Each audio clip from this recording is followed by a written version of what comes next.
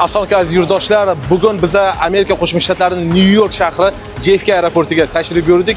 Sababi chunki bugun o'zimizning O'zbekiston terma jamoamiz Nyu-York shahriga qo'nishda samolyotligidan hozir yaqin ayrim minutlarda uje chiqib olishadi va butun Amerika Qo'shma Shtatlaridan, Filadelfiya shahridan, Nyu-York shahridan barcha vatandoshlarimiz tashrif buyurishgan, ularni kutib olishga.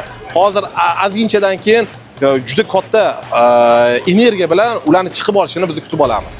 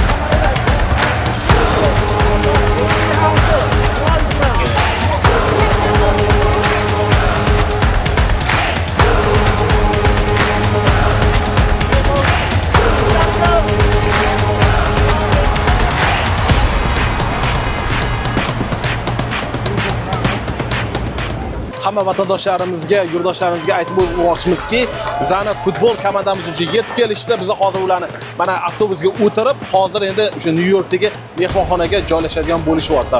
Xudo xolasa, yaqin orada hozir o'rtoqchilik o'yinlari ham bo'lib o'tadi. Bu haqda ham xabar berib o'tamiz. Agar kimdir mana shu o'yinlarga ham ishtirok etmoqchi bo'lsa, albatta yaqin orada informatsiyalar chiqadi.